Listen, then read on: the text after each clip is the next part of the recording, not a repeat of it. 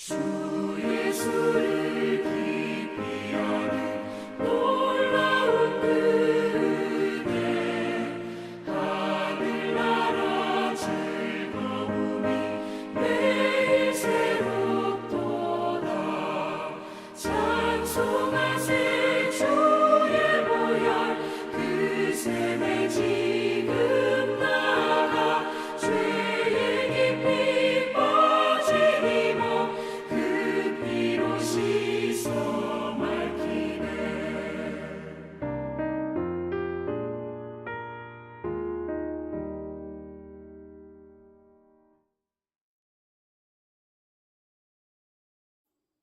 오늘도 하나님께서 주시는 크신 은혜와 평강이 여러분의 모든 삶의 자리마다 충만히 임하시기를 기원합니다. 기도하겠습니다. 하나님 아버지, 오늘도 주신 하루를 거룩한 말씀을 담고 그 말씀을 따라 행하기를 소망하며 말씀이 만들어가는 인생이기를 소망하며 시작을 합니다. 이 시간도 함께 하셔서 종일토록 주의 뜻을 행하며 하나님과 동행하는 복된 날 되게 하옵소서. 예수님의 이름으로 기도하옵나이다. 아멘. 오늘 보실 하나님의 말씀은 고린도전서 1장 18절로 25절입니다. 고린도전서 1장 18절로 25절을 같이 읽겠습니다. 십자가의 도가 멸망하는 자들에게는 미련한 것이요 구원을 받는 우리에게는 하나님의 능력이라.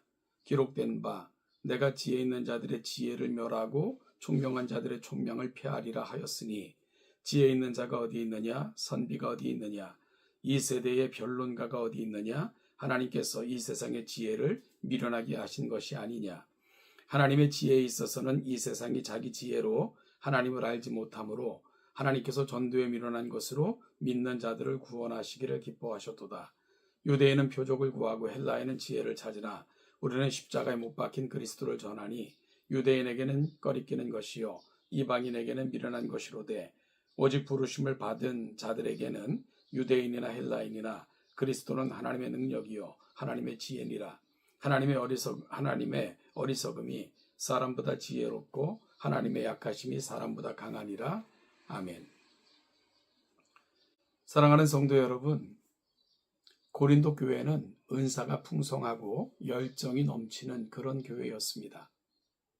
그러나 동시에 분열, 자기자랑, 지혜, 경쟁, 영적 우월감이라는 심각한 문제에 빠져 있기도 했습니다. 나는 바울파, 나는 아볼로파, 나는 게바파라 하는 말이 교회 안에서 자연스럽게 오갔습니다. 교회가 복음 중심이 아니라 사람 중심, 지식 중심, 능력 중심으로 기울어져 있었던 것입니다. 바울은 이 문제를 해결하기 위해 어떤 방안을 제시하고 있을까요? 놀랍게도 다시 십자가를 꺼내듭니다. 십자가는 이미 알고 있는 복음의 기초인데 바울은 그것이야말로 교회의 모든 문제를 치유하시는 하나님의 지혜라고 말합니다. 그렇다면 십자가가 어떻게 교회의 문제를 해결할 수 있을까요? 먼저 십자가는 인간의 자랑을 무너뜨립니다. 사도 바울은 말합니다. 십자가의 도가 멸망하는 자들에게는 미련한 것이요 구원을 받은 우리에게는 하나님의 능력이라. 고린도 교회는 지혜, 말솜씨, 지식, 또한 지도자, 은사를 자랑했습니다. 그러나 십자가는 인간의 모든 자랑을 무너뜨립니다. 왜냐하면 십자가는 인간의 능력으로는 도저히 해결할 수 없는 죄의 문제를 하나님께서 대신 해결해 주신 사건이기 때문입니다. 십자가 앞에서는 누구도 내가 더 낫다라고 말할 수 없습니다. 십자가는 교회 안의 경쟁과 비교를 멈추게 하고요, 모든 성도를 동일한 은혜의 자리에 세웁니다. 두 번째로 십자가는 교회의 중심을 다시 세웁니다. 고린도 교회는 누가 더 뛰어난가에 관심이 많았습니다. 그러나 사도 바울은 말합니다. 유대인은 표적을 구하고 헬라인은 지혜를 찾으나 우리는 십자가에 못 박힌 그리스도를 전한다. 교회 중심은 능력도 지식도 자랑도 아닙니다. 또한 사람 역시 아닙니다. 교회의 중심은 오직 십자가에 달리신 예수 그리스도뿐입니다. 십자가가 중심이 될 때 교회는 사람을 앞세우고 자신을 자랑하며 더 많은 것을 능력이라 여겼던 삶의 자리로부터 다시 하나가 될 수 있습니다. 십자가는 우리를 하나로 묶는 유일한 공통 분모입니다. 이것이 바로 교회의 핵심이고 교회론의 기초입니다. 세 번째로 십자가는 하나님의 방식으로 문제를 보게 합니다. 고린도 사람들은 지혜로운 방식, 효율적인 방식, 강력한 방식을 원했습니다. 그러나 하나님은 약함, 미련함, 겸손, 희생이라는 전혀 다른 방식으로 세상을 구원하셨습니다. 사도 바울은 이렇게 말합니다. 하나님의 미련한 것이 사람보다 지혜롭고 하나님의 약한 것이 사람보다 강하다. 십자가는 우리에게 이렇게 말합니다. 하나님의 방식은 인간의 방식과 다르다. 교회 문제도 인간의 방식으로 해결하고자 하면 점점 더 복잡해질 뿐입니다. 그러나 십자가의 방식, 겸손, 용서, 희생, 사랑으로 접근하면 문제는 풀리기 시작을 합니다. 결론입니다. 여러분, 그렇다면 오늘의 교회에 주시는 우리 하나님의 해결책은 뭘까요? 고린도 교회 문제는 오늘 우리의 문제이기도 합니다. 교회 안의 갈등, 비교, 경쟁, 상처, 오해, 이 모든 문제의 해결책 역시 십자가뿐이기 때문에 그렇습니다. 십자가는 우리에게 이렇게 말합니다. 너는 자랑할 것이 없다.